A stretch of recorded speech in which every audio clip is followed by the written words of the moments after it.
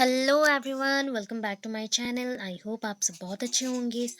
आज का कुछ कंसेप्ट मैंने बोला था सीवीजेट केमिस्ट्री के ऊपर आएगा। सीवीजेट एंड यहाँ पे मेंशन है बी सेक्शन सीवीजेट है। फर्स्ट ऑफ ऑल बोल दूँ, सीवीजेट का जो सी पोर्शन है that means the chemistry part is compulsory for all PCM student and CBZ student. ये सबके लिए सेम है, ओनली नंबर चेंज हो जाता है, अदरवाइज कोई भी चेंजेस नहीं आता है। एंड यहाँ पे सेट क्वेश्चंस आता है, बट सेट क्वेश्चंस में डिफरेंट क्वेश्चंस नहीं है, सेम क्वेश्चंस रहते हैं, ओनली नंबर चेंज किए जाते हैं। तो पहला क्वेश्चन यहाँ पे 20 केमिस्ट्री के क्वेश्चंस आएंगे। तो पहले क्वेश्चन में ये बताती हूँ कि the volume of carbon dioxide gas at NTP obtained by heating 4.2 grams of MgCO2 would be dash. तो कुछ कुछ पॉइंट है ना, इसमें आपको याद रखना है, जैसे कि azimuthal quantum number spin, then आपका ओरिएंटेशन जो रहता है वो orientation half filled full filled, and ionization जो पॉइंट रहता है वो। एंड जैसे कि आपको एक आईपीएसी नेम आ रहा है आपका, स्पेसिफिकली सीएसटी, एंड इसमें आईपीएसी नेम के ऊपर एक आएगा, वो भी ऑर्गेनिक केमिस्ट्री से आएगा, स्पेशली ऑर्गेनिक केमिस्ट्री से आएगा। इनऑर्गेनिक से बहुत कम आ रहे हैं, ऑर्गेनिक से आ रहे हैं, जैसे कि alkane alkene alkyne Y N E लगता है, and double bond triple bond का प्लेसमेंट ब्यूटान प्यूपान के अंदर ही आ रहा है, that means propane and butane के अंदर ही आ रहा है, ब्यूटानॉन और प्रोपानॉन। या ऑल ग्रुप कहाँ पे लगेगा, अल्डिहाइडिक ग्रुप कहाँ लग रहा है, एंड कैसे, मैंने आपको बोला था अगर ये साइक्लिक वे में प्रेजेंट हो तो साइक्लो वर्ड लगता है, अल्फाबेटिकल होना है तो अल्फाबेटिकल में आप क्या करेंगे, जो साइड चेन्स रहते हैं उसके अकॉर्डिंग अल्फाबेटिकल अरेंज करते हैं।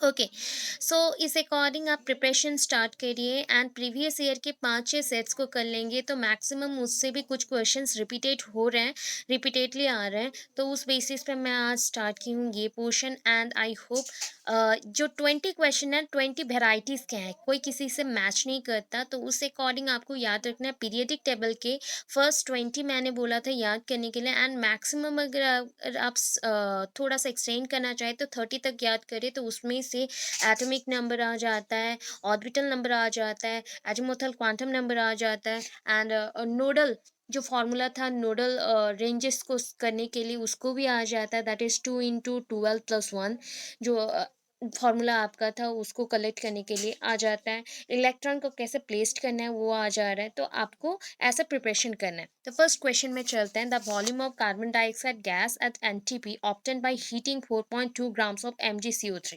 सो वुड बी डैश। सो यहाँ पे मेंशन है ना, atomic mass of Mg equals 24, oxygen 16 and C12। आपको ये ऐसे भी पता रहता है, तो आप क्या करेंगे, फर्स्ट ऑफ ऑल तो एटॉमिक मास है तो आप ग्राम्स में MgCO3 का वैल्यू निकालेंगे। फर्स्ट पॉइंट हमने क्या किया यहाँ पे, याद रखने के लिए मैं बोल रही हूँ, MgCO3 यहाँ पे मेंशन है ना, MgCO3।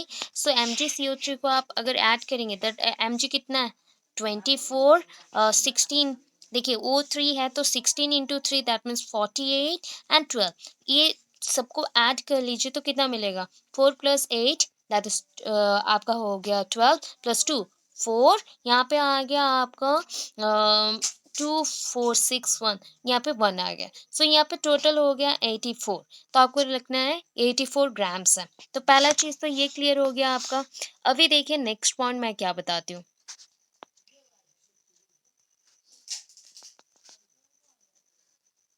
ठीक है, अभी नेक्स्ट क्या है, एम जी।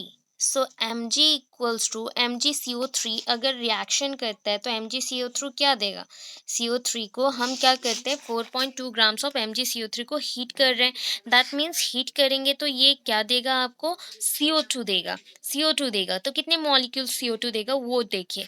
तो यहाँ पे फॉर्मूला के अकॉर्डिंग रिएक्शन करने के बाद एक आता है MgO + CO2, तो 1 मॉलिक्यूल्स ऑफ आपको CO2 मिल रहा है कितने ग्राम्स ऑफ MgCO3 में, दैट मीन्स 84 ग्राम्स। 84 ग्राम्स में आपको मिल गया CO2 1 मोल्स। तो 1 मोल्स को अगर आप गैसियस फॉर्म में काउंट करते हैं ना, तो 1 मोल्स का मैं आपको बता दूं क्या होता है।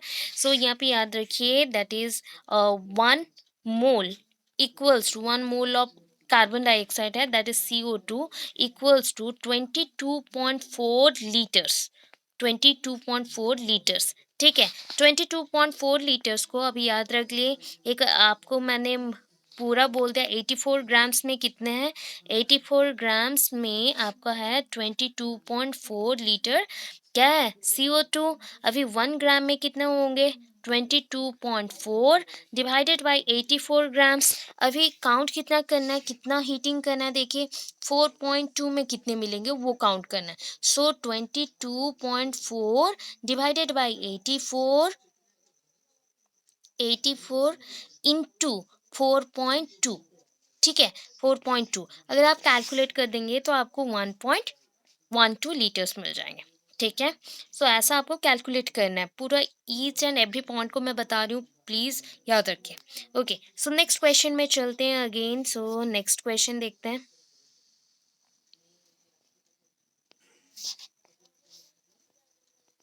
सो नेक्स्ट क्वेश्चन ये है आपका, that is nitrogen gas is capped in A 1 litre flask under 100 kPa। kPa means आपका किलो पास्कल, ठीक है। प्रेशर का आप यूज़ करते हैं, प्रेशर का यूनिट जैसा आप यूज़ कर सकते हैं, kilo pascal pressure.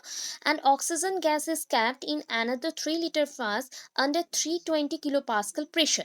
If the two flasks are connected, the resultant pressure of the mixture of gases will be dash। तो यहाँ पे क्या होगा, तो आपको पूछा गया एक गैस है नाइट्रोजन गैस, सो वो 1 लीटर फ्लास्क में है, उसका प्रेशर कितना है 100 किलो पास्कल। यहाँ पे देखिए ऑक्सीजन जो कैप्ट है ना वो एक फ्लास्क में है, उसका प्रेशर 320 किलो पास्कल। तो 3 लीटर के फ्लास्क में कितना होगा 320 इंटू 3 करिएगा, ठीक है। 320 के लिए 320 पास्कल नहीं है, किलो पास्कल नहीं है, 1 लीटर के लिए 320 किलो पास्कल है, बिकॉज लिखा गया अंडर 320 किलो पास्कल, ठीक है। सो 3 इंटू 320 किलो पास्कल, तो वैसे काउंट करेंगे तो आपको 960 मिलेगा। अभी क्या मेंशन किया है, ये दोनों गैसेस को अगर हम कनेक्ट कर दें, इसके जो फ्लास्क को कनेक्ट कर दे, तो ये इसका मिक्सचर ऑफ गैसेस का क्या रिजल्ट आएगा, तो रिजल्टेंट प्रेशर क्या आएगा। तो आपको उसको जानने के लिए एक फॉर्मूला भी है आपका, दैट इज यहाँ पे गैसेस के लिए आप क्या यूज़ कर सकते, जस्ट लाइक आपको बोल दूँ, यहाँ पे आप क्या यूज़ करेंगे, केसी यूज़ कर सकते हैं, केसी यूज़ कर सकते हैं, या फिर नॉर्मली याद रखिएगा कि आपको क्या करना है, ऐड करना है, किलो पास्कल है प्रेशर है। सो आप क्या कर सकते हैं, आरटी यूज़ कर सकते हैं, N equals to weight, N equals to PV by RT, ठीक है, ये यूज़ कर सकते हैं। सो आप पहले वाले नाइट्रोजन गैस के लिए P1 V1 ऐसे यूज़ कर सकते हैं, आरटी आपका कांस्टेंट हो गया, रेट कांस्टेंट। अभी देखिए वैसे ही P2 V2 आप ले सकते हैं नेक्स्ट वाले के लिए। तो अगर आपको ये कर दें तो NN तो इक्वल है क्योंकि ऐड करना है, ठीक है, NN आपका ऐड करना है, तो क्या रहेगा N1 प्लस N2 करिएगा, तो आपको क्या मिलेगा टोटल में, ये देखिए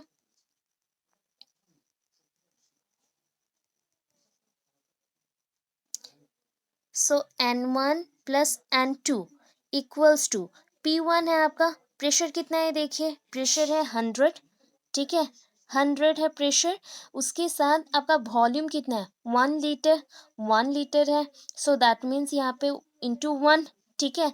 आरटी आपका रेट कांस्टेंट है तो ये रहेगा, एंड ऐड करिए नेक्स्ट वाला, तो 3 इंटू अगेन हो गया 320 डिवाइडेड बाई आरटी, तो आरटी यहाँ पे क्या हो जाएगा कट हो जाएगा। सो यहाँ पे क्या करेंगे हम लोग कि देखिए 320 आरटी को आप इधर कर लीजिए, रेट कांस्टेंट को हम लोग कट नहीं करेंगे बिकॉज गलत हो जाएगा अगर कट कर देते हैं पूरा, क्योंकि आपको समझ नहीं आएगा। तो आप क्या करेंगे यहाँ पे आरटी को कॉमन कर लेंगे, आरटी निकालना है आपको। सो N1 का वैल्यू कितना है 1, N2 का वैल्यू कितना है 3 लीटर, सो 1 लीटर प्लस 3 लीटर कितना होता है 4 लीटर्स, तो 4 लीटर्स में आपका टोटल यहाँ पे अगर 320 है, 320 इंटू 3 तो ये हो जाता है 960, 960 प्लस 100 हो जाता है 160, मतलब 1060 डिवाइडेड बाई 4, बिकॉज आरटी आप निकाल रहे हैं कंबाइंड वाले, ठीक है, कंबाइंड वाला प्रेशर निकाल रहे हो, तो ये हो जाएगा अगर आप डिवाइड कर देंगे तो आपको मिल जाएगा 265 kilo pascal. Okay,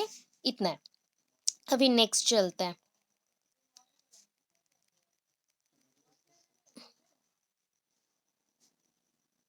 so next question है, when two ice cubes are pressed over each other, 2 ice cubes को हम लोग एक साथ एक दूसरे के ऊपर रख देते हैं। तो आपने खुद भी किया होगा बचपन में बहुत सारा एक्सपेरिमेंट, उसमें आपने एक आइस क्यूब को और एक आइस क्यूब के ऊपर रखा, तो वहाँ पे कौन-सा बॉन्ड फॉर्मेशन होता है? ऑब्वियस है, आइस मीन्स यहाँ पे हाइड्रोजन बॉन्ड से रहेगा बिकॉज़ H2O मॉलिक्यूल्स है ना, सो वहाँ पे आपका हाइड्रोजन बॉन्ड फॉर्मेशन होगा।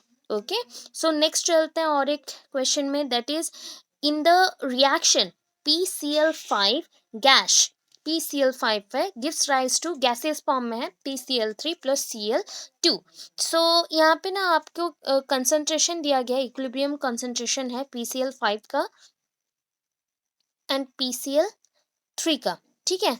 आपको Cl2 का निकालना है, ठीक है, Cl2 का निकालना है। तो आपको ना Kc भी दे दिया है, तो यहाँ पे फॉर्मूला पहले अप्लाई करेंगे। आपको याद रखना है कि Kc इक्वल्स टू क्या होता है। सो Kc इक्वल्स टू, यहाँ पे Kc इक्वल्स टू देखिए क्या है। सो पहले बोल दूं, ऊपर जो रहेगा ना वहाँ पे क्या है, मल्टीप्लिकेशन, और जो ये प्रोडक्ट है, एक रिएक्शन में ये प्रोडक्ट है, ये रिएक्टेंट है, दैट मीन्स इस सबस्ट्रेट बोल सकते हैं, रिएक्टेंट बोल सकते हैं उसको। अगर आप रिएक्शन के बाद उसको कन्वर्ट करने को ट्राई करोगे तो कन्वर्शन में क्या आएगा, ये प्रोडक्ट आएगा। तो प्रोडक्ट का मल्टीप्लिकेशन, दैट मीन्स PCl3, यहाँ पे PCl3 इंटू Cl2, एंड नीचे क्या रहेगा, Cl2 रहा, तो नीचे क्या रहेगा, PCl5 रहेगा, ठीक है, PCl5 रहेगा। अभी ये जो 5 मेंशन है, अभी क्या करेंगे, Kc कितना है, 0.5 इक्वल्स टू PCl3 कितना है, 0. दैट इज आपका 0.2 है मेंशनड, ठीक है। एंड Cl2 को आपको निकालना है, Cl2 को निकालना है, नीचे क्या आ गया, दैट इज आपका मेंशन है 0.4। सो इसके अकॉर्डिंग इसको हम यहाँ पे ले सकते हैं। सो 0.5 इंटू 0.4 डिवाइडेड बाई 0.2। तो अगर आप पूरा कैलकुलेट कर लेंगे तो आपको मिलेगा कितना, ये 1.0। तो ये हो जाएगा क्लोरीन का कंसंट्रेशन, हो गया। अभी नेक्स्ट क्वेश्चन में चलते हैं। सो नेक्स्ट क्वेश्चन में आते हैं, दैट इज, पहले तो इसको क्लियर कर लेते हैं, यहाँ पे हमें सॉल्व करना है। तो यहाँ पे देख सकते हैं, मैं आपको बताती हूँ नेक्स्ट क्वेश्चन के लिए। सो नेक्स्ट क्वेश्चन है, the oxidation number of sulphur in, ये है question, oxidation number of sulphur in acid H2F2 and H2S respectively are, क्या है। अभी ऑक्सीडेशन नंबर का बहुत सारे कैरेक्टरिस्टिक्स होता है, तो कुछ कैरेक्टरिस्टिक्स मैं आपको बता दूँ। सो ये रहता है, ऑक्सीजन अगर मोस्ट ऑफ द केसेस में कंपाउंड्स में ऑक्सीजन प्रेजेंट है ना, तो उसका अगर आप चेक करना चाहें कि उसका ऑक्सीडेशन नंबर क्या, उसका ऑक्सीडेशन नंबर -2 रहता है। मोस्ट प्रोबेबली चांसेस रहते हैं, कुछ केसेस में चेंजेस आते हैं। अभी क्या है, यहाँ पे सल्फर है, तो आपको याद रखना पड़ेगा, सल्फर अगर कंपाउंड फॉर्म में नहीं होके एलिमेंटल फॉर्म में है, एलिमेंटल फॉर्म में है, देन उसका ऑक्सीडेशन नंबर 0 होगा। तो यहाँ पे देखिए 0, ये दोनों ऑप्शन देन रॉन्ग हो गया हमारा, ये पहला ऑप्शन भी कट हो गया, ये ऑप्शन भी कट हो गया, तो इसके लिए वैल्यू आ गया, ये दोनों रह गए क्योंकि 0, तो एक मिल गया। अभी देखिए H2F2 है, अभी मैं बोल दूं फ्लोरीन का ऑक्सीडेशन नंबर होता है -1। सो आपको इसको काउंट करने के लिए क्या करेंगे, H2F2 के लिए पहले तो S2 है, दैट मीन्स अगर मैं चेंज करती हूँ तो यहाँ पे आप पकड़ सकते हैं कि 2x प्लस यहाँ पे F2 को क्या करेंगे, 2 लेना है, यहाँ पे क्या होगा, -1। सो 2x -2 होगा। तो यहाँ पे -2 को हम करेक्ट करके यहाँ पे लिख रहे हैं -2, और मैं मल्टीप्लाई कर दी। अभी 2x इक्वल्स टू 2, तो x इक्वल्स टू 2/2 कितना होगा, 1, 1 हो गया। अभी दैट मीन्स हो गया x इक्वल्स टू +1, तो +1 यहाँ पे भी है, यहाँ पे भी है, तो अभी तक दोनों करेक्ट है। नेक्स्ट क्वेश्चन में चलते हैं, मतलब नेक्स्ट उसके जो नेक्स्ट पार्ट है उसमें चलते हैं। अभी नेक्स्ट पार्ट में क्या है, H2S है, तो वैसे हम फिर से काउंट करेंगे। अभी पता है आपको H ऑलवेज क्या होता है, पॉजिटिव है, उसके ऑक्सीडाइजिंग नंबर है 1, ऑलवेज क्या होता है, उसका ऑक्सीडाइजिंग नंबर है 1। ओके, अभी इसका अगर ऑक्सीडाइजिंग नंबर 1 है तो यहाँ पे क्या आएगा, वही है 1, तो 2 इंटू H2S है, तो 2H है, that means 2 into 1 plus S, या फिर आप यहाँ पे अगर x लेना चाहे तो ले सकते हैं। तो s इक्वल्स टू क्या आएगा, अगर सॉल्व कर लेते हैं तो -2, ठीक है, -2। तो ये हो गया हमारा करेक्ट आंसर। अभी चलते हैं नेक्स्ट क्वेश्चन के लिए, that is the de Broglie wavelength of a particle of mass 0.001 kg and moving with a velocity 100 meter per second is given by. पहले बोलूँ डी ब्रॉगली का ये इक्वेशन जो है ना, जो पहले भी हमने बोला था, पहले का जो केमिस्ट्री क्लास में भी मैंने बोला था, इसका फॉर्मूला होता है, ये डी ब्रॉगली का इक्वेशन ऑलवेज वेवलेंथ के ऊपर रहता है। ये dual nature of the particle को करता है, दैट मीन्स पार्टिकल का नेचर एंड उसका वेवलेंथ तो दो नेचर के ऊपर चलता है। एंड इसका फॉर्मूला है, आपको याद रखना चाहिए, H equals to, sorry H नहीं है, रॉन्ग लिख दी, हाँ, lambda equals to H divided by M भी, ठीक है। अभी देखिए सारा कुछ यहाँ पे मेंशन है। अभी एच को क्या बोलते हैं, प्लैंक्स कांस्टेंट, ठीक है। प्लैंक्स कांस्टेंट का भी पर्टिकुलर एक वैल्यू होता है, 6.62 इंटू 10⁻34। अभी जिनको जिनको लग रहा है कि ये है एक्चुअल वैल्यू, तो आप यहाँ पे ए में ही क्लिक कर देंगे या टिक कर देंगे, बट ये रॉन्ग है, अभी तक हमने सॉल्व नहीं किया है, क्योंकि यहाँ पे मास है ना ऑलरेडी। तो 0.001 kg यहाँ पे मास है, 0.001 kg इंटू, तो यहाँ पे इंटू में क्या है, वेलोसिटी देना है, 100 वेलोसिटी है। अभी 0.001 kg मतलब वो तो 1/3 आएंगे, तो उसको क्या करना है, पहले कट कर लेना है, ठीक है। तो कितना रहा, 10⁻⁻। यहाँ पे हम थे, अगर मैं यहाँ पे उसको ले जाती हूँ तो क्या हो जाएगा, 10⁻⁻1 यहाँ आ गया, तो क्या होगा, -1 एंड -34, तो ऊपर चला जाएगा। तो क्या करेंगे हम उसको, क्या करेंगे, 10⁻34 इंटू, ये तो इन्वर्स में है, तो ये हो जाएगा यहाँ पे जाके माइनस, एक हो जाएगा यहाँ पे 33, ठीक है। 6.62 इंटू 10⁻−33, ये होगा उसका अमाउंट, मतलब इसका ऑप्शन ये करेक्ट है। अभी नेक्स्ट क्वेश्चन में चलते हैं, ठीक है। अभी देखो नेक्स्ट क्वेश्चन,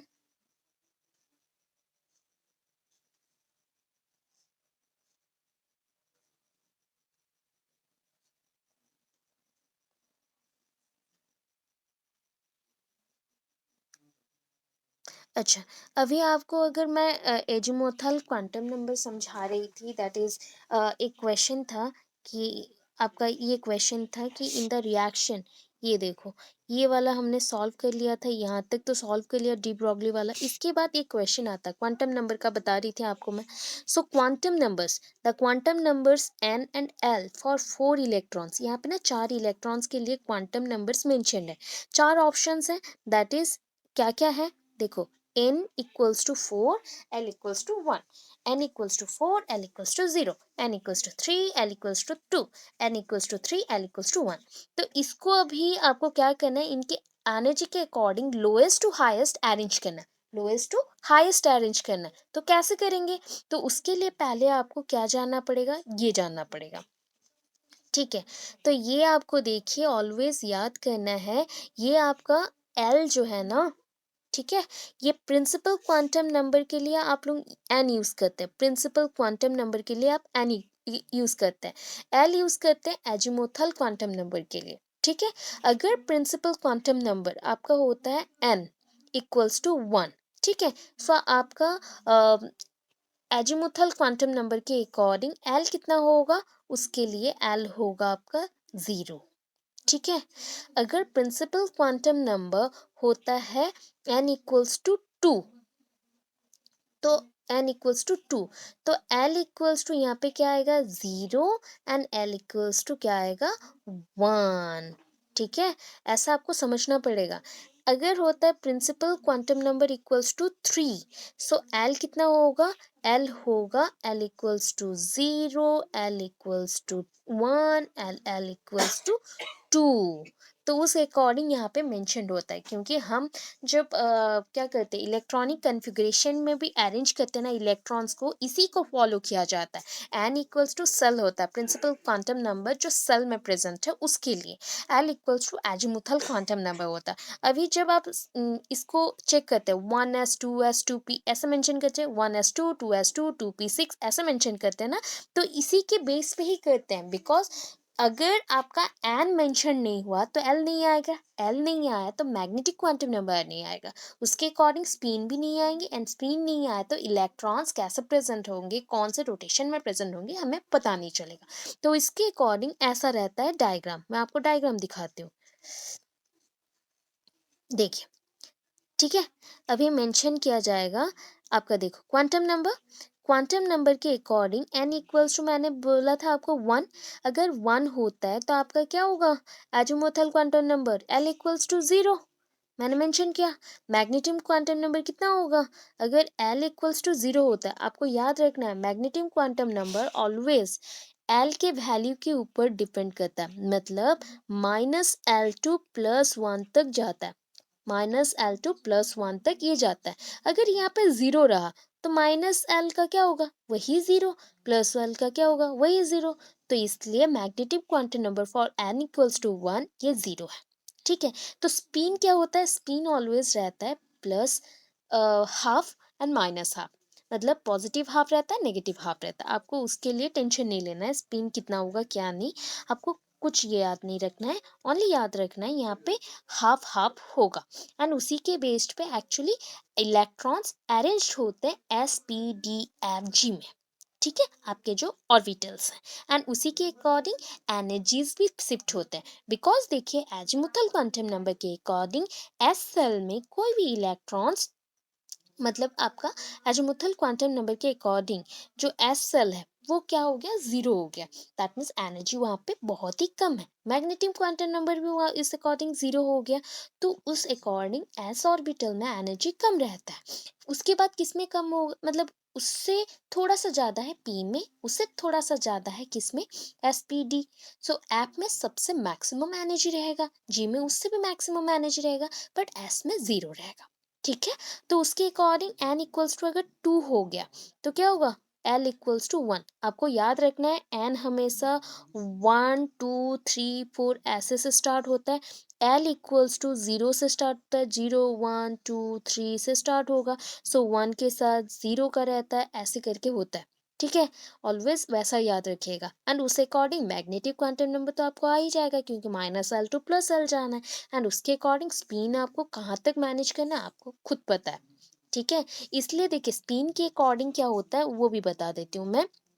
आपका जो आप जैसे ऑर्बिटल्स में अगर एस पी पी ऑर्बिटल्स में आ गया, ठीक है, पी ऑर्बिटल में क्या है, ऐसे आप बॉक्स बनाते हो उसमें ऐसे करते हैं, तो यहाँ पे एक्स वाई जेड करते हैं। अगर 2p हुआ तो 2px 2py 2pz।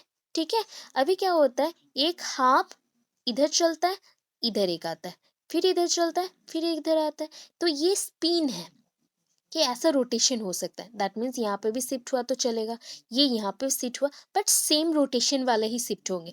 ये इधर रोटेट करेगा, ये इधर जाएगा, but same rotation, arrow mark का डायरेक्शन जिधर ही है उधर ही स्पिन वो शो कर सकता है। तो इसके अकॉर्डिंग सारे अरेंजमेंट होते हैं। ये होता है आपका azimuthal quantum number, principal quantum number, magnetic quantum number, spin quantum number and total number of electrons को ऐसे सेट करने के लिए। आई होप आपको ये समझ आया हो। इफ आपको समझ आया प्लीज़ मुझे कमेंट में बताना, कमेंट सेक्शन में बताना कि आपको आज का क्लास कैसा लग रहा है। ठीक है, इसको समझ आया कि नहीं। अच्छा, नेक्स्ट चले हम देन। ओके, सो क्वेश्चन के अकॉर्डिंग देखो क्या है अभी क्वेश्चन। सो दैट इज हम इसमें थे। हाँ, तो अभी बताइए इसके अकॉर्डिंग क्या हो जाएगा, n4 है, n4 मीन्स n4 L1। सो n4 मीन्स आपका कौन से ऑर्बिटल में आएगा, आपका देखिए मैं बता देती हूँ n4 इक्वल्स टू कौन से ऑर्बिटल में आता है। सो पहला तो आपको करना है n1 2 3 4, तो आपको चेक करना है कि कौन सा ऑर्बिटल तक हम जा सकते हैं। अभी n इक्वल्स टू अगर 4 है, सो l इक्वल्स टू क्या क्या हो सकता है, L equals to 0, L equals to 1, L equals to 2, L equals to 3। ठीक है, अभी क्या है, ये हो गया S, ये हो गया P, ये हो गया D, ये हो गया F। ऐसे हम मेंशन करेंगे, बट ऐसे नहीं मेंशन करना है। अभी इसमें भी और भी चीज़ें हैं। क्या होता है, अभी N 4 है, 4 है मीन्स 4S होगा, दैट मीन्स 4S।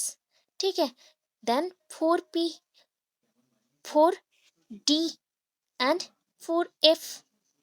ठीक है, ऐसे काउंट करते हैं हम लोग। अभी मैं पहले फिर से आपको डायग्राम दिखाती हूँ क्लियर करने के लिए। अभी देखिए ये चीज़ क्या है, देखिए। सो n इक्वल्स टू 4 है, दैट मीन्स फोर्थ नंबर वाले आपने चले गए, 4S 4P 4D। अभी L इक्वल्स टू वहाँ पे कितना मेंशन था, अगर L इक्वल्स टू 0 है, that means L equals to अगर 0 है तो कौन सा होगा, दैट मीन्स ये।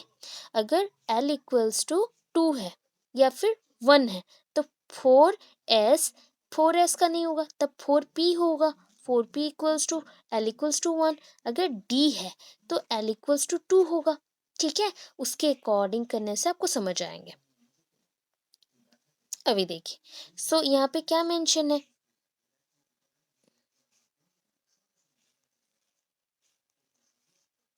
सो ये ऑप्शन है n इक्वल्स टू 4। तो n इक्वल्स टू अगर 4 होगा तो 4 के अकॉर्डिंग हम तो 4s में चले गए। l इक्वल्स टू 1 है तो हमें कौन सा ऑर्बिटल मिलेगा, इसके लिए मिलेगा 4p, पहला वाला 4p। अभी n इक्वल्स टू 4 है तो ये हो जाएगा l इक्वल्स टू 0, तो 4s ये मिलेगा। देखिए n इक्वल्स टू 3 है तो 3 वाले में आएंगे, l इक्वल्स टू 2 है तो SPD ये 3D मिलेगा। ठीक है, n इक्वल्स टू 3 है, L इक्वल्स टू 1 है, 3 है मीन्स 3 अगेन मिलेगा, L इक्वल्स टू 1 है, देन मीन्स हम क्या करेंगे SP, तो ये 3P मिलेगा। तो अभी बताइए आयनाइजिंग एनर्जी के अकॉर्डिंग कौन से में अच्छा से जल्दी से एनर्जी मिलने वाला है हमको। तो आपको याद है 1s2, 2s2, 2p6, 2p6, then क्या है 1s2, 2s2, 2p6 हो गया। अभी 2p6 के बाद क्या आता है, मतलब हमारा ऐसे ऐसे चलते हैं हम लोग, 1s2 then 2s2, 2p6 then 3s, 3s2 then क्या आएगा 3p6। ठीक है, 3p6 के बाद क्या आएंगे हम, अभी आ जाते हैं 4s में, 4s2 देन 3d, यहाँ पे आता है 3D। ऐसे करके हम चलते हैं, ठीक है, जिग जैग वे में। सो अभी चेक करिए क्या है 4P। सो 4P पहले आ गया आपका, सबसे पहले एनर्जी के अकॉर्डिंग ये आपका क्या हो जाएगा, एनर्जी आपको कहाँ से करना है, लोएस्ट टू हाईएस्ट जाना है, लोएस्ट टू हाईएस्ट। तो लोएस्ट, सबसे लोएस्ट क्या आएगा, सबसे लोएस्ट देखिए 3s, ये पहला आएगा। उसके बाद क्या आएगा, 3s के बाद 3s से हम 3p गए, 3p से 4s को आ गए। ठीक है, 3s से 3p गए, 3p से 4s को आ गए। सो p में है मतलब एनर्जी थोड़ा सा ज़्यादा है। ठीक है, सो हम क्या करेंगे, पहले इसमें जाएंगे फिर इसमें देन इसमें। ओके, तो ऑप्शन के अकॉर्डिंग हमें कौन सा सिलेक्ट करना है, देखो जो आपने मेंशन किया उसी के अकॉर्डिंग है। तो आपको पहले ऑर्बिटल को कैसे अरेंज करना है, जिसे अजीमुथल क्वांटम नंबर बोलते हैं, वो सब जानना है। इसलिए इस क्वेश्चन के लिए बहुत इंपॉर्टेंट चीज़ ये है जानना। ठीक है, तो उसके अकॉर्डिंग हो गया। अभी नेक्स्ट क्वेश्चन में चलते हैं। तो नेक्स्ट क्वेश्चन है the element having which of the following electronic configuration will have highest ionization energy. So यहाँ पे ना कुछ एलिमेंट्स का नाम मेंशन है, जैसे कि हम देख रहे हैं उनके कन्फिगरेशन मेंशन है। सो पहले देख लो नियन, नियन कहाँ पे आता है, मैंने पहले क्लास में भी आपको बताया था एलिमेंट्स का नाम, helium, sorry hydrogen, helium, lithium, beryllium, ऐसे करके हम लोग बोरोन, कार्बन, ऑक्सीजन, सब हमने, nitrogen, oxygen, then fluorine, fluorine 9 में है, नियन 10 में है। तो 10, ये 10 प्लस कितना होता है ये देखिए। अभी ये हो गया फर्स्ट 10, 10 प्लस 3s2 है, सो ये हो गया 2 प्लस 1 13। तो 13 किसका आएगा, नियन, देन आता है सोडियम, सोडियम के बाद मैग्नीशियम, मैग्नीशियम के बाद आएगा Al का। ठीक है, अभी उसके बाद एनी, अगेन 10, 10 प्लस 2 प्लस 3, तो ये हो गया 5, 15, 15 किसका आएगा, फॉस्फोरस। ठीक है, अभी देखिए ये नियन है 10, 10 प्लस 4 14, 14 आ गया मीन्स आपका हो जाएगा सिलिकॉन, ठीक है। सो उसके बाद आता है नियन प्लस 3s2 3p4 3p4। अभी 3p4 है तो 3s2 प्लस मतलब 16, 10 प्लस 6 है, यहाँ पे आपका हो जाएगा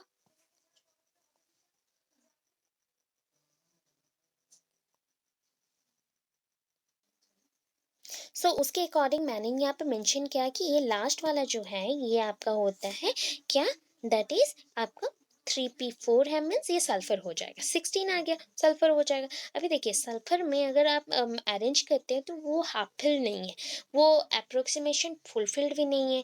तो आपका जो हाफ फिल रहता है ना उसका आयनाइजेशन पावर थोड़ा सा कम रहता है अकॉर्डिंग टू फुलफिल। सो फुलफिल के तरफ कौन जा रहा है वो समझना है। अभी आप अगर समझेंगे 3p3, ये जो आपका फॉस्फोरस है ना वो क्या है, आपका बहुत ही आयोनाइजिंग एनर्जी के अकॉर्डिंग हाफ में आ रहा है, थोड़ा कम हो गया। आपका एनर्जी कन्फिग्रेशन के अकॉर्डिंग जो स्पिनिंग शो करता है, बाकी सबका आप थिंक करो ना उनका आयोनाइजिंग एनर्जी बहुत ही लो है, बिकॉज उनका तो कंप्लीटली फिल्ड ही नहीं हुआ।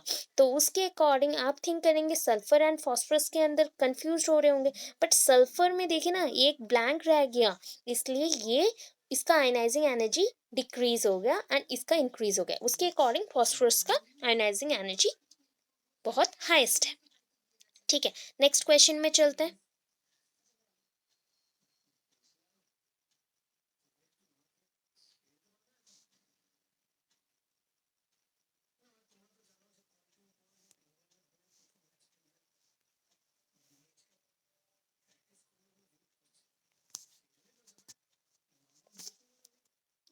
सो नेक्स्ट क्वेश्चन आता है find the concentration of HCl if 10 ml of 0.5 m CaOH to solution is required to titrate 50 ml of HCl till the neutralization point। तो आपको इसके लिए बहुत ही इंपॉर्टेंट चीज याद रखना है, इसको याद रखने के लिए दैट इज M1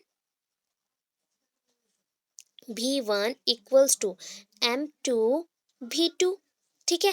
अभी ये चीज़ याद रखिए बिकॉज आपके पास एक चीज़ का मास है, क्या कौन सा मास है, ये देखिए ये मास हो गया 0.5, तो यहाँ पे आप 0.5 पहले मेंशन कर दीजिए। उसके बाद वॉल्यूम कितना है 10 ml है, ठीक है। अभी क्या है आपके पास और क्या है, आपके पास 10 ml है, दैट मीन्स वॉल्यूम है V2 है, बट M2 निकालना है। तो V2 के पास आप क्या मेंशन करेंगे, अभी V2 के पास मैंने मेंशन करने के लिए रखा क्या 50 ml। आपको 50 ml यहाँ पे मेंशन करना है, इक्वल्स टू आपको क्या मिल जाएगा, M2 मिल जाएगा, ठीक है। इसको अगर आप कर देंगे डिवाइड तो आपको मिल जाएंगे, ये देखिए ऐसे कर देंगे तो सॉल्व कर देंगे तो आपको ये मिल जाएगा 1.5 m, ठीक है। नेक्स्ट क्वेश्चन में चलते हैं। अभी नेक्स्ट क्वेश्चन है व्हेन कपर पाइरेट। अभी कपर पाइरेट को आप क्या करेंगे, रोस्ट करेंगे। अभी कपर पाइरेट का फॉर्मूला क्या है वो देखिए पहले। कुछ कुछ क्वेश्चंस इतने डिफिकल्ट आ रहे हैं उसको सॉल्व करने के लिए आपको बहुत कुछ मेहनत करना पड़े। CuFeS2 ये होता है कपर पाइरेट का फॉर्मूला, CuFeS2। अगर इसको रोस्ट किया गया मतलब हाई ऑक्सीजन में, हम लोग ऑक्सीजन इन एक्सेस ऑक्सीजन में मैंने रोस्ट किया, तो मुझे क्या मिलेगा पता है, पहले तो मिलेगा यहाँ पे CuS प्लस FeS, ठीक है। अभी फिर से अगर हम यहाँ पे क्या किए इसको और भी ज़्यादा मिक्सचर को क्या कहते हैं ऑक्सीडेशन करेंगे या फिर रिडक्शन करेंगे, सॉरी ऑक्सीडेशन तो ऑलरेडी हो गया, रिडक्शन करेंगे। तो रिडक्शन करेंगे तो आपको क्या मिलेगा Cu, ठीक है, Cu एंड आपको और क्या मिलेगा CuO के साथ प्लस FeO, ठीक है, FeO मिल गया। अभी इसके बाद देखिए FeO जो है ना ये क्या है, इम्प्यूरिटी है, ये इम्प्यूरिटी है एंड CuO को फिर से आपको रिड्यूस करना है कपर में फॉर्म करने के लिए। यहाँ पे क्या होता है ना, हम एक टाइप के ऐड करते हैं चीज़ को, that is called flux. Flux को ऐड किया जाता है। इस फ्लक्स को कैसे करते हैं ऐड, आपको याद रखना है flux plus gangue equals to होता है स्लैग, इक्वल्स टू होता है स्लैग। तो अभी स्लैग क्या है, स्लैग होता है आपका क्या होगा, slag equals to normally slag means होता है, आपको अगर जॉइन करना रहता है किसी चीज़ को या इम्प्योरिटी को निकालना रहता है तो उसके लिए इस चीज़ को यूज़ किया जाता है। सो नॉर्मली ये हो जाएगा आपका एसिडिक फ्लक्स हो जाएगा ये SiO2। अगर आपको Fe2 को निकालना है तो FeO प्लस SiO2 को जॉइन करें, रिएक्शन करें, तो क्या मिलेगा आपको? FeSiO3 मिलेगा, आपको मिलेगा FeSiO3। तो यहाँ पे जो आपने यूज़ किया ना वो होता है SiO2। तो SiO2 यहाँ पे होता है सैंड। सैंड को हम यूज़ करते हैं FeO को निकालने के लिए, ठीक है। तो इसके लिए अगर आपका जो भी फ्लक्स है वो क्या है, फ्लक्स अगर आपका बेसिक होगा which is an acidic flux, अगर the flux that is added to the form the slag is to form the slag, अगर यहाँ पे गोंग आप यूज करें, गोंग आपका बेसिक होगा तो आपका ऑब्वियस है जो फ्लक्स यूज होगा वो एसिडिक होगा, तभी जाके स्लैग बनेगा जो कि रिमूव करने के लिए हेल्प करेगा FeO को from this reaction copper pirate से, तब जाके आपको ये मिलेगा। तो लाइमस्टोन नहीं हो सकता बिकॉज ये बेसिक है, बाकी सब बेसिक है, इसलिए याद रखिएगा एसिडिक। अगर आपको स्लैग बनाना है तो फ्लक्स में आपको क्या यूज़ करना पड़ेगा, आपको एसिडिक चीज़ें यूज़ करने पड़ेंगे। फ्लक्स हमेशा एसिडिक होगा एंड गॉन्ग हमेशा बेसिक होगा, इतना याद रखेंगे। अभी नेक्स्ट क्वेश्चन में चलते हैं। So the shape of NH3 molecule and hybridization of the central atom of NH3 molecule is dash. आपको पिरामिडल स्ट्रक्चर मिलेंगे, इसको ना आप करोगे तो पिरामिडल आपको याद ही रखना है बिकॉज ये +2 का पढ़ाई है, आपको पूरा याद रखना रहता है कि ऐसे आपको स्ट्रक्चर मिलेंगे। सो उसके अकॉर्डिंग होता है ये पिरामिडल स्ट्रक्चर। एंड sp3 है हाइब्रिडाइजेशन, बिकॉज देखिए एन ये अगर एस में आता है, ठीक है, बिकॉज एन है तो आपका N7 होता है, सो 2s2 देन 1s2 2s2, ठीक है, 1s2 2s2, ठीक है। अभी 1s2 2s2 के बाद और क्या रहा, दैट इज और 3 रहेगा, मीन्स हो गया आपका 3p, ठीक है, सॉरी 2p। अभी 2p 6 होना था बट 6 तो है नहीं, 3 है, 2p3।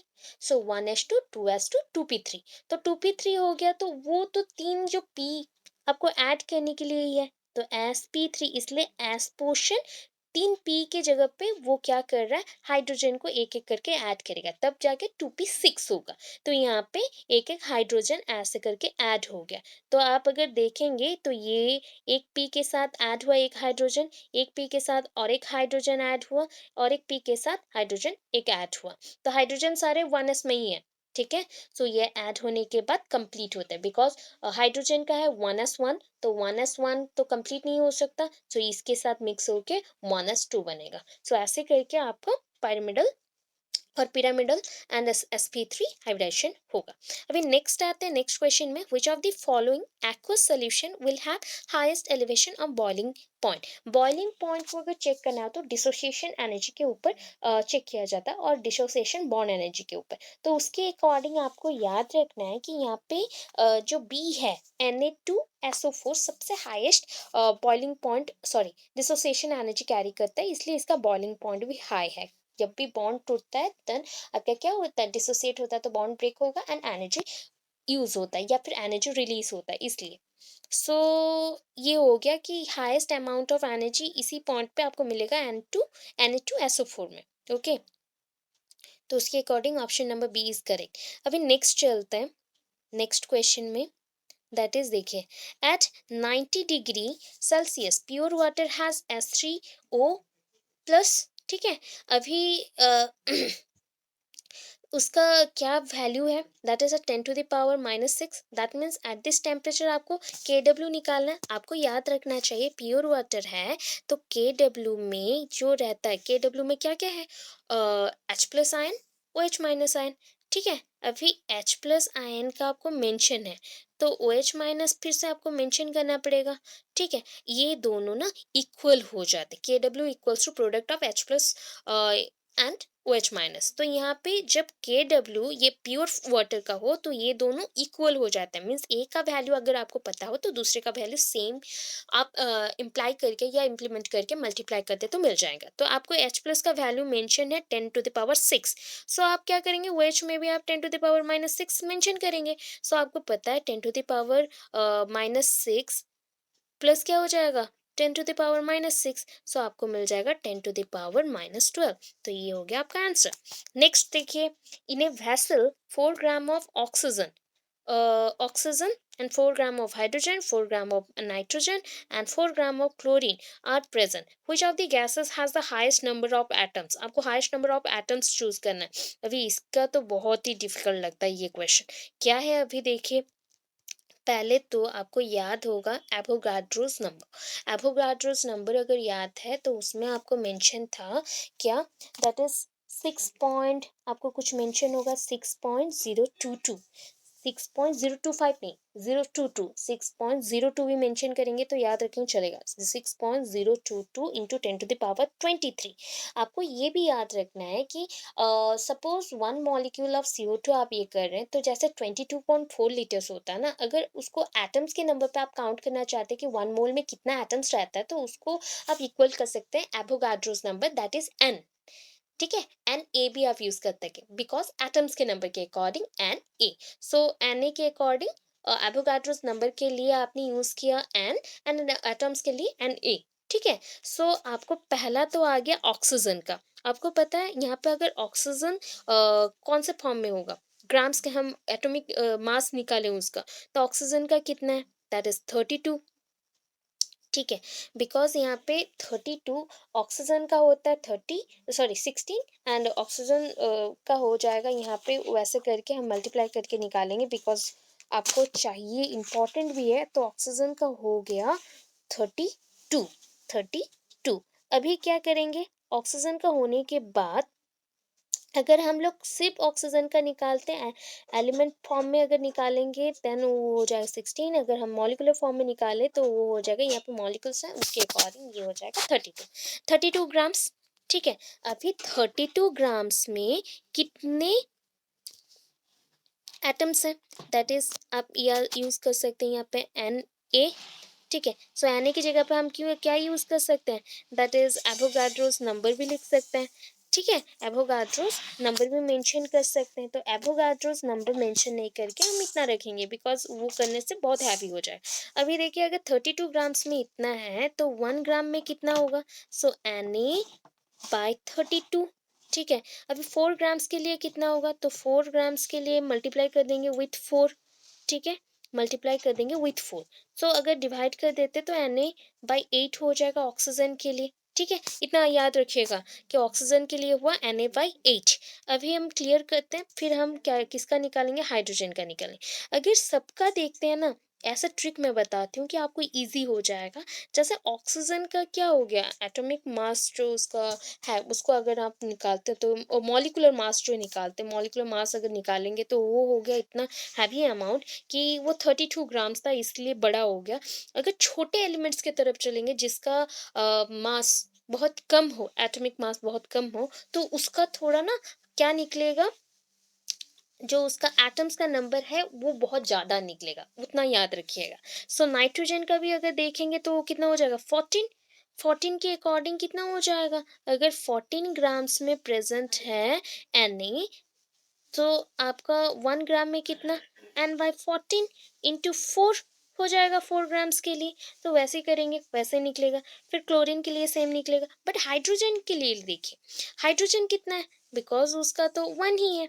ठीक है, उसका तो एसएम में H=1 होता है, तो उसके बेसिस पे यहाँ पे क्या है 2 हो जाएगा, बिकॉज H2 मॉलिकुलर फॉर्म में है। सो H2 2 ग्राम्स में मेंशन करते हैं। अभी 2 ग्राम्स के लिए यूज होता है Na।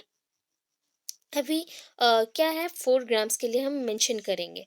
सो 2 आप Na अगर मेंशन कर रहे हो तो एक चीज़ है यहाँ पे कि 2 ग्राम्स के लिए, 2 ग्राम्स के लिए आप कितना कर रहे हैं, तो Na=2। सो 4 ग्राम्स के लिए क्या होगा 4 इंटू Na/2। सो यहाँ पे 2 कट जाएगा, तो देखिए यहाँ पर डबल हो गया। तो अगर Na आपका 6 कितना है 6.022 10⁻23 है, तो इसके साथ 2 इंटू कर दीजिए। सो सबसे ज़्यादा अमाउंट का एटम्स आपको हाइड्रोजन मिलेगा 4 ग्राम्स के हाइड्रोजन में। ओके, अभी नेक्स्ट क्वेश्चन में चलते हैं, तो हमारा ऑप्शन नंबर बी करेक्ट हो जाएगा इसके अकॉर्डिंग। अभी नेक्स्ट देखो, the outer most electronic configuration of the most electronegative element is dash. Outer most electronic configuration अगर आप पहले काउंट कर लेना तो क्या होगा, आपको मिल जाएगा कि कितना होता है। सो पहले देखिए S2 and P5। P5 means 5 + 2, 5 + 2 किसका होता है, 7 आ जाएगा। तो यहाँ पे ना NS2 NP5 मेंशन है, तो 5 किसका है देखिएगा, 5 ना फ्लोरीन का है, 5 किसका है, फ्लोरीन का है। ठीक है, सो फ्लोरीन से नीचे सारे हैं। ठीक है, इलेक्ट्रॉनिक कन्फिग्रेशन इलेक्ट्रोनेगेटिव, पहले जो 20 एलिमेंट्स के अंदर सबसे ज़्यादा फ्लोरीन का ही है, इलेक्ट्रोनेगेटिविटी वो शो करता है। तो ये तो थोड़ा बहुत याद रखना पड़ेगा, इसका कोई सोल्यूशन नहीं है। तो फ्लोरीन का इलेक्ट्रोनेगेटिविटी सबसे इंपॉर्टेंट है इलेक्ट्रॉन कन्फिग्रेशन के अकॉर्डिंग। ठीक है, अभी नेक्स्ट चलते हैं, which method of purification is represented by of the following equation। कौन सा इक्वेशन, ये जो फॉलोइंग इक्वेशन है ना, उस इक्वेशन के थ्रू हम कौन सा प्यूरिफिकेशन का मेथड को शो करें। तो इसको भी याद रखना है आपको। अगर जहाँ पे भी आपने टिटानियम देखा एंड और एक है जिर्कोनियम, सो उसके लिए दोनों के लिए एक ही मेथड यूज होता है। तो मेथड का नाम है यहाँ पे मेंशन्ड है, van Arkel method. Titanium and zirconium के लिए वैन आर्केल मेथड। अभी उसके बाद नेक्स्ट में चलते हैं।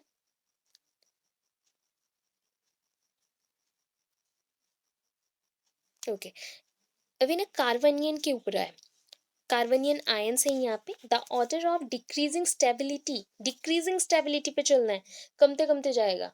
ठीक है, decreasing stability of the following carbanion ions. यहाँ पे कार्बनियन आयन के फॉर्म में है सारे, तो आपको याद रखना चाहिए CH3 होल ब्रैकेटेड 3C- है। सो यहाँ पे जितने भी हैं सबसे बेंजाइल कार्बनियन जो है, इसमें ना स्टेबिलिटी बहुत ज़्यादा रहता है, बिकॉज बेंजीन है यहाँ पे एंड रेजोनेंस पावर उसका बहुत ज़्यादा है, इसलिए इसका आपका जो कार्बेनियन का कैपेसिटी है इसमें स्टेबिलिटी के अकॉर्डिंग बहुत हाई है। सो उसके अकॉर्डिंग ये हो गया पहला, तो उसके अकॉर्डिंग सिलेक्ट करिए कौन सा होगा, बिकॉज इसके बाद नेक्स्ट आता है ये।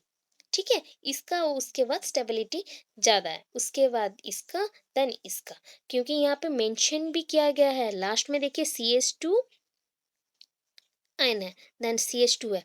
तो इस वजह से ये है फर्स्ट, ये है सेकंड, ये है थर्ड, ये है फोर्थ। तो उसके अकॉर्डिंग ये हो जाएगा आपका ऑप्शन, ये करेक्ट ऑप्शन है। ठीक है, नेक्स्ट चलते हैं अभी। Sir IUPAC name of which of the following compounds is wrong. यहाँ पे ना 4 कंपाउंड्स हैं, उसमें से IUPAC नेम किसका आपको रॉन्ग लग रहा है वो पूछ रहा है। तो यहाँ पे देखिए क्या क्या है, दैट इज इथाइल ब्यूटानेट है, देन हो गया 3 मिथाइल ब्यूटानॉल, ब्यूटानॉल के बाद आ गया नेक्स्ट एल्डिहाइड ग्रुप है इसलिए नाल लगा। उसके बाद आता है आपका 2 मिथाइल ब्यूटान 3 ऑल, एंड लास्ट आ गया 2 मिथाइल प्रोपान 3 1। ये दोनों तो करेक्ट है बिकॉज सिंगल लाइन में है, ये इजी है। सो बाकी दो में देखिए क्या है, 2 मिथाइल प्रोपान 3 1 में क्या हो गया कि इसमें है जहाँ पे ज़्यादा फंक्शनल ग्रुप रहता है या फिर फर्स्ट फंक्शनल ग्रुप रहता है उसके अकॉर्डिंग होता है। अगर मैं चेक करूँ कि कैसे हो रहा है, तो यहाँ पे देखिए ये हो गया फर्स्ट, ये हो गया सेकंड, ये थर्ड, ये फोर्थ। ठीक है, यहाँ पे कार्बन नंबर्स कितने हैं, 1 2 3, प्रोपेन हो गया। सो यहाँ पे 2 मिथाइल, मिथाइल में क्या लग गया, 2 मिथाइल ग्रुप लग गया। क्योंकि हमने इधर से काउंट किया तो रॉन्ग लग रहा है, तो हम क्या करेंगे, ऑपोजिट काउंट करेंगे, बिकॉज फंक्शनल ग्रुप जिधर, क्लियर कर देती हूँ फिर बताते हैं, फंक्शनल ग्रुप जिधर से स्टार्ट हो रहा है या फिर फर्स्ट अटैच हो उस कार्बन से ही काउंट होगा। तो यहाँ हो गया ये फर्स्ट, ये सेकंड, ये थर्ड, ऐसे करके होगा। अभी देखिए सेकंड में क्या है, मिथाइल ग्रुप है, तो 2 मिथाइल, देन प्रोपेन 3 1। अभी देखिए प्रोपेन 3 1 में क्या हो गया, जो 3 में क्या लगा है उसके वजह से आपका प्रोपेन 3 1 लगा है, CH2 CH3 के वजह से, एंड C डबल बॉन्ड ऐसा है तो उसके वजह से। तो ये भी करेक्ट है, बट ये रॉन्ग है। कैसे, देखिए यहाँ पे फंक्शनल ग्रुप के अकॉर्डिंग अगर मैं चेक करूँ तो 1 2 3 4 होना चाहिए। अभी क्या है, 2 मिथाइल है, तो यहाँ पे तो 2 मिथाइल है ही नहीं बिकॉज वो 3 में है। ठीक है, तो इसके अकॉर्डिंग पहले ही रॉन्ग हो गया, तो 2 में मिथाइल ग्रुप नहीं है, वहाँ पे तो ऑल ग्रुप है। ठीक है, अभी उसके बाद क्या हो गया कि ब्यूटान 3 ऑल है, अच्छा, ये तो ब्यूटान है ही, ब्यूटान तो होगा, पर 3 ऑल नहीं होगा बिकॉज़ यहाँ पे 2 मिथाइल है, ठीक है? तो ये रॉन्ग है, इसका आईपीसी नेम रॉन्ग है, ठीक है? अभी नेक्स्ट क्वेश्चन में आते हैं, what will be the product of the following reaction? आपको याद रखना है जहाँ पर भी CH या फिर एनहाइड्रेट AnCl3 मेंशन होगा एंड वहाँ पे बेंजीन रिंग होगा या फिर ऐसे एलिमेंट स्ट्रक्चर्स होंगे, कंपाउंड स्ट्रक्चर्स होंगे, तो अगर CH3Cl डिवाइडेड बाय बोल रही रिएक्शन में उसके साथ एनहाइड्रेट AlCl3 मेंशन है, दैट मीन्स ये रिएक्शन होता है फ्रिडल रिएक्शन, फ्रिडल रिएक्शन। सो फ्रिडल रिएक्शन में क्या होता है ना, इसका पोजीशन जो रहता है, ठीक है, हाइड्रोक्सी का OH ग्रुप का, वो चेंज हो जाता है आफ्टर रिएक्शन। सो एक होगा ओ हाइड्रोक्सी टॉलुइन, एक होगा P hydroxy toluene, means ortho and पारा पोजीशन में आएगा, ठीक है? ऑर्थो एक आएगा, एक पारा पोजीशन में आएगा उसके अकॉर्डिंग। सो उसके according option number D is correct. And last one हम चलते हैं लास्ट क्वेश्चन में, that is the anti Markovnikov, sorry फिर से प्रोनाउंस करती हूँ, रॉन्ग हो गया थोड़ा सा। So anti Markovnikov, Markov's addition of HBr in presence of organic peroxide is not observed in so anti-Markovnikov addition of HBr in presence of organic peroxide is not observed in dash।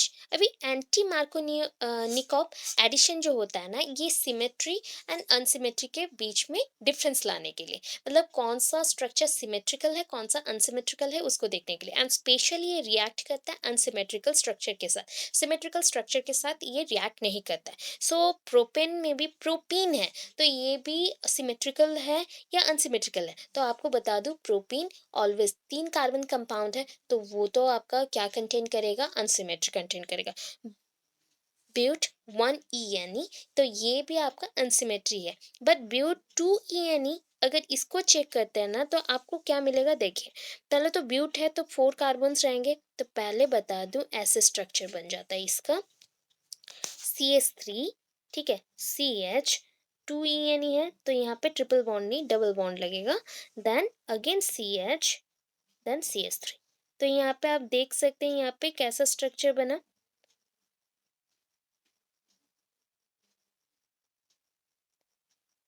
कैसा structure बना, ये आपका double bond लग गया, तो उसके according, ठीक है।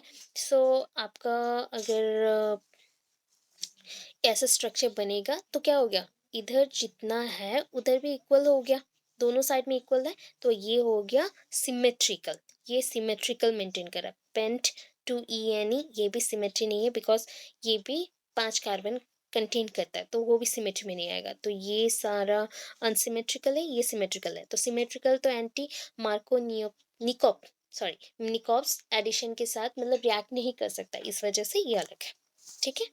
ओके, आई होप आज का वीडियो आपको अच्छा लगा हो। Sorry for the pronunciation because थोड़ा सा अभी खरास है, थोड़ा सा मिसप्लेस्ड हो गया, प्रोनाउंस नहीं हो पाया, मिसपेल्ड हो गया, ठीक है।